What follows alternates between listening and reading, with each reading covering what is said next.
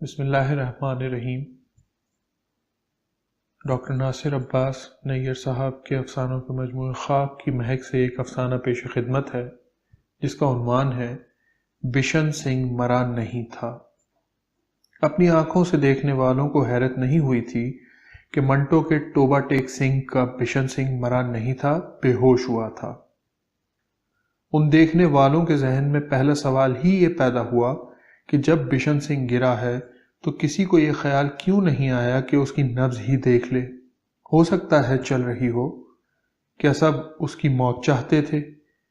ایک پاگل سے اس قدر ڈرے ہوئے تھے، یا اس کے اس سوال سے ڈرے ہوئے تھے کہ ٹوبہ ٹیک سنگھ کہاں ہے؟ دیکھنے والوں کو یہ سوال پریشان کیے جا رہا تھا کہ سب نے یہ کیسے سمجھ لیا کہ بشن سنگھ جب زمین کے اس ٹکڑے پر اوندھے منہ گرا ہے جس کا کوئی نام نہیں تھا تو وہ مر گیا تھا۔ کیا اوندھے منہ پڑا ہوا آدمی لازماً مرا ہوا ہوتا ہے؟ یہ جو ایک نئی جگہ وجود میں آئی تھی جس کا کوئی نام نہیں تھا، وہاں کوئی آدمی زندہ نہیں رہ سکتا؟ زندہ رہنے کے لیے جگہ ہی کتنی چاہیے؟ بشن سنگھ کو زندہ دیکھنے والوں نے ایک دوسرے سے یہ بھی پوچھا کہ کیا زندہ رہنے والوں کو یہ فیصلہ کرنے کا کوئی حق نہیں کہ وہ مٹی کے کس ٹکڑے پر رہنا پسند کریں گے؟ کیا زندہ رہنے کا حق صرف انہی کو ہے جو خاردار تاروں کے اس طرف یا اس طرف رہتے ہیں؟ زمین پر ان دو طرفوں کے وجود میں آنے کے بعد وہ سب لوگ کیا کریں جن کے لیے زمین سب طرفوں سے بے نیاز ہوتی ہے، اور جو یہ سمجھتے ہیں کہ مذہب آدمی کا ہوتا ہے، مٹی کے ٹکڑے کا نہیں؟ دیکھنے والوں نے ایک دوسرے سے اس بات پر بھی تبادلہ خیال کیا کہ بشن سنگھ کی چیخ سن کر دوڑنے والے افسر چونکہ تبادلے کے کام سے تھکے ہوئے تھے، کیا اس لیے انہیں بشن سنگھ کی نبض دیکھنے کا خیال نہیں آیا؟ تھکے ہوئے افسر موت کے سوا کچھ نہیں سوچتے۔ ان تھکے ہوئے افسروں نے یہ غور کیوں نہیں کیا تھا کہ بشن سنگھ اوندھے منہ ہی کیوں گرا تھا؟ اوندھے منہ تو وہی گرتا ہے جسے دھکا دیا گیا ہو۔ اگر بشن سنگھ کو مرا ہوا سمجھنے والے غور کرنے کی تھوڑی سی زحمت کر لیتے تو اس شخص کی تلاش ضرور کرتے جس نے بشن سنگھ کو خاردار تاروں پر دھکا دیا تھا۔ ہو سکتا ہے دھکا کئی دن پہلے، کئی ہفتے پہلے یا 15 سال پہلے دیا گیا ہو، مگر لہیم شہیم بشن سنگھ گرا اب ہو۔ ان دنوں دھکے بھی تو بہت لگ رہے تھے۔ کچھ دھکا دینے والے پل بھر میں روپوش ہو جاتے تھے، کچھ ڈھٹائی سے وہیں رہتے تھے، لیکن پرواہ کسی کو نہیں تھی کہ کوئی کہاں کب کیسے گرا، جیسے کالی سیاہ آندھی کمزور جھاڑیوں کو جڑوں سمیت اکھاڑ کر کہیں سے کہیں لا پھینکتی ہے۔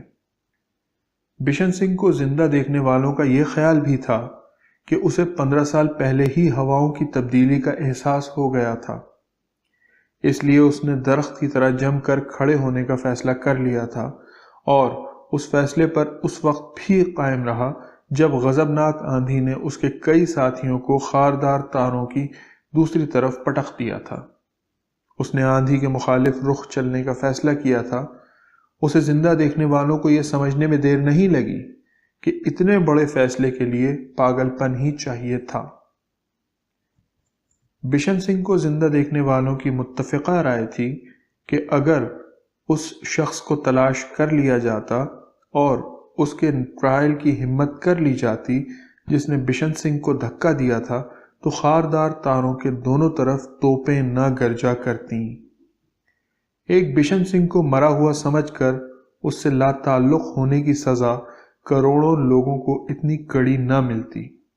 بشن سنگھ کو زندہ دیکھنے والوں نے اس بات پر کافی غور کیا کہ سرحد پر تبادلے کے افسروں نے بشن سنگھ کی چیخ کو مدد اور پکار کیوں نہ سمجھا، آخری ہچکی ہی کیوں سمجھا؟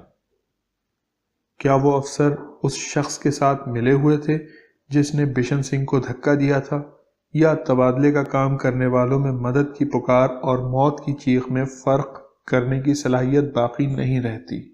انہوں نے یہ بھی سوچا کہ آوازوں میں فرق نہ کر سکنے کے نتائج کتنے بھیانک ہو سکتے ہیں۔ دیکھنے والے ایک طرف بشن سنگھ کو دیکھتے تھے اور دوسری طرف آپس میں باتیں کرتے جاتے تھے۔ سب کا خیال تھا کہ وہ پہلا سوال یہ کرے گا کہ ٹوبہ ٹیک سنگھ کہاں ہے۔ اس نے خاموشی سے سب کی طرف دیکھا۔ سب سوچنے لگے کہ وہ او پڑھ دی گڑگڑ اینکس دی بے دھیانہ دی منگ دی دال آف دی لالٹین کہے گا، مگر وہ چپ چاپ سب کو دیکھتا رہا۔ سب منتظر تھے کہ بشن سنگھ کیا کہتا ہے۔ بشن سنگھ نے اپنی ٹانگوں کی طرف دیکھا جو 15 سال تک کھڑے ہونے کی وجہ سے سوج گئی تھیں اور کئی جگہوں سے پھٹ گئی تھیں اور ان میں گہرے زخم تھے۔ اس نے پہلی مرتبہ ان میں شدید درد محسوس کیا۔ اپنے سینے کو دیکھا جس پر خاردار تاروں کے زخم تھے اور خون اب تک تازہ تھا۔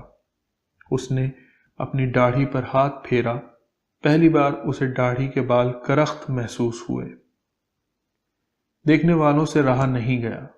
سب بیک زبان بول اٹھے، بشن سنگھ کچھ کہو گے نہیں؟ بشن سنگھ نے سب کی طرف غور سے دیکھا۔ اس کی پہچان کا کوئی چہرہ نہیں تھا۔ دیکھنے والے سمجھ گئے کہ وہ خود کو اجنبیوں میں محسوس کر رہا ہے۔ ایک نوجوان بولا، تو ہم سب کو نہیں جانتا، ہم اپنا تعارف کروائے دیتے ہیں۔ بشن سنگھ، ہمارا جنم تمہارے او پڑھ دی گڑگڑ اینکس دی بے دھیانہ دی منگ دی دال آف دی لالٹین سے ہوا ہے، جس میں تو کبھی لالٹین ہٹا کر Pakistan and Hindustan of the در فٹیمو اور آف ٹوبہ ٹیک سنگھ اینڈ پاکستان کا اضافہ کر دیا کرتا تھا۔ تو زندہ ہے اور دیکھ، ہم تیری او پڑھ دی گڑگڑ کی اولاد ہیں جو کسی کو سمجھ میں نہیں آئی۔ ہم بھی کسی کو سمجھ میں نہیں آئے، پر تو ہمیں سمجھ سکتا ہے۔ دوسرے نوجوان نے کہا، ہم تیری اس چیخ کا جواب بھی ہیں جو اس روز سورج نکلنے سے پہلے تیرے حلق سے نکلی تھی اور جس سے فلک کا سینہ شق ہو گیا تھا، کیونکہ تب زمین پر موجود لوگوں کے سینے پتھر ہو چکے تھے۔ تیری چیخ آسمانوں میں آوارہ پھرتی تھی اور کسی ٹھکانے کی تلاش میں تھی۔ تو نے اپنے بچاؤ کے لیے پوری قوت سے وہ چیخ ماری تھی۔ اس چیخ کو سن کر 60 سالوں سے دوڑتے ہانپتے یہاں تک کچھ لوگ آئے ہیں اور انہوں نے اسے اپنے سینوں میں اسے جگہ دی ہے۔ ہم انہی کے نقش قدم پر چلتے چلتے یہاں پہنچے ہیں۔ بالآخر تیری چیخ کی جلا وطنی ختم ہوئی ہے۔ تیسرا نوجوان بولا، تو نو مینز لینڈ پر 60 سالوں سے پڑا تھا، ہم تمہیں وہاں سے اٹھا لائے ہیں۔ بشن سنگھ نے سب کی طرف مزید حیرت سے دیکھا۔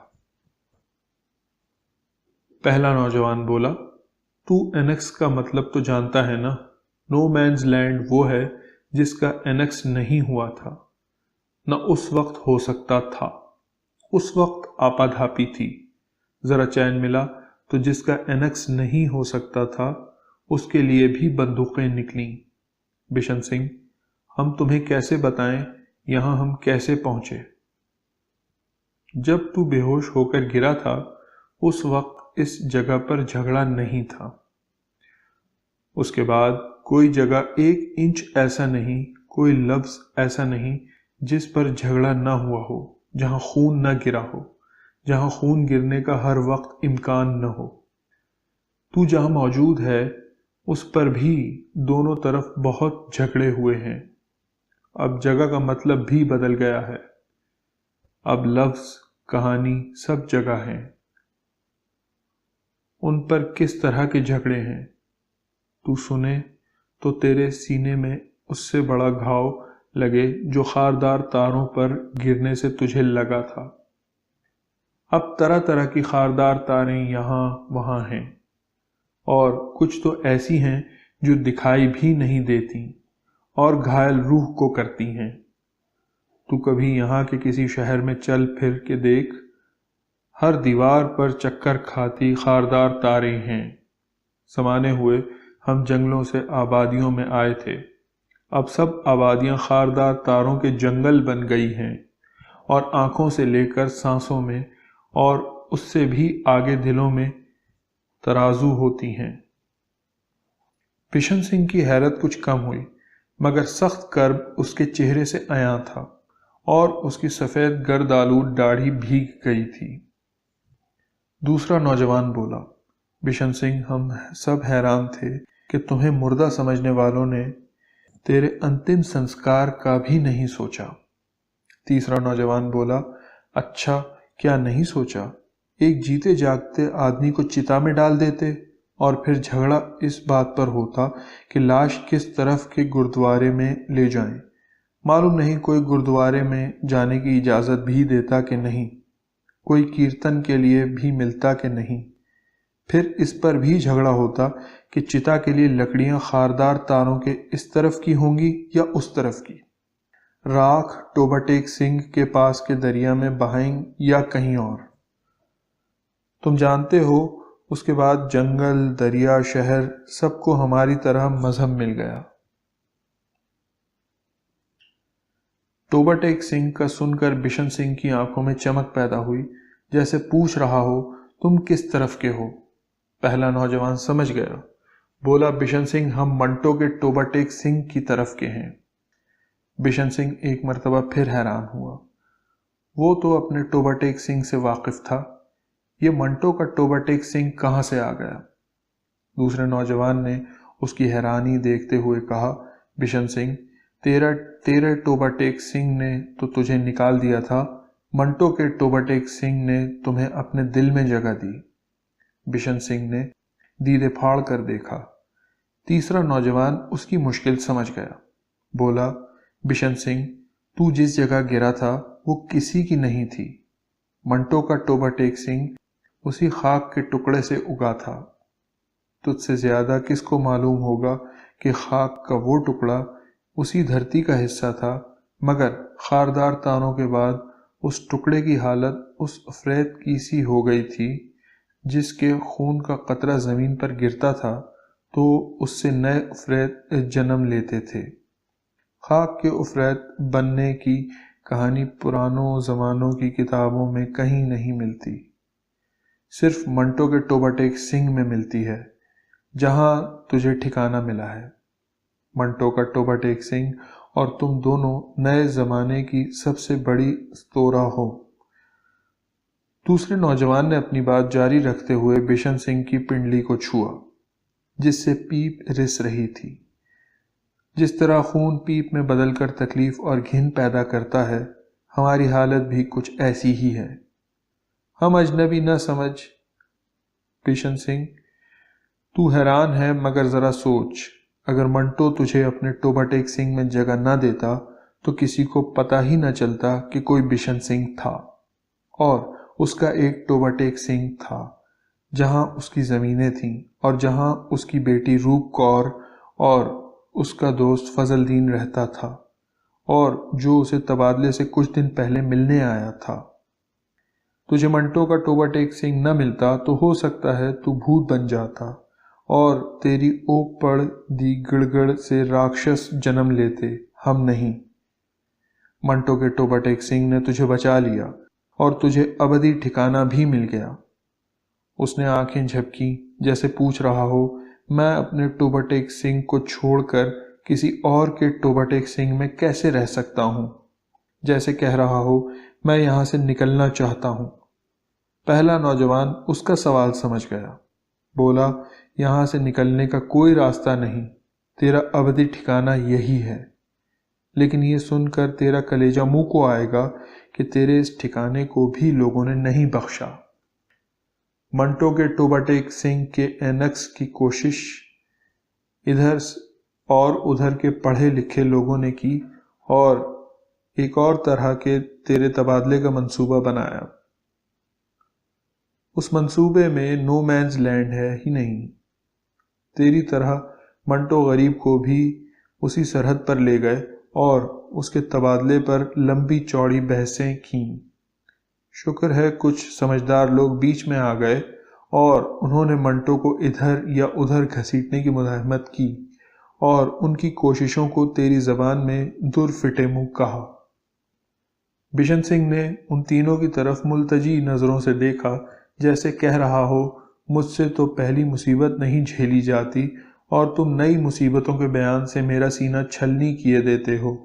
دوسرا نوجوان بولا، دیکھو بشن سنگھ، ہم سب اپنے اپنے ٹوبہ ٹیک سنگھ سے جب ایک دفعہ نکل جاتے ہیں تو واپس نہیں جا سکتے، اور جس نئے ٹوبہ ٹیک سنگھ میں جا بستے ہیں وہاں سے نکل نہیں سکتے، اور ہر کسی کو نیا ٹوبہ ٹیک سنگھ نہیں ملتا۔ کتنے ہی لوگ ہیں جو صرف مارے مارے پھرتے ہیں، وہ بالآخر بھوت بن جاتے ہیں اور انسانوں کی دنیا سے ہمیشہ کے لیے نکل جاتے ہیں۔ تمہیں تو نیا ٹوبہ ٹیک سنگھ مل گیا، تو امر ہو گیا۔ ہم جیسے کتنے ہی تیری او پردی گڑ گڑ سے جنمے اور جنم لیتے رہیں گے، مگر انہیں نہ تو اپنا ٹوبہ ٹیک سنگھ ملے گا، نہ کسی منٹو کا ٹوبہ ٹیک سنگھ۔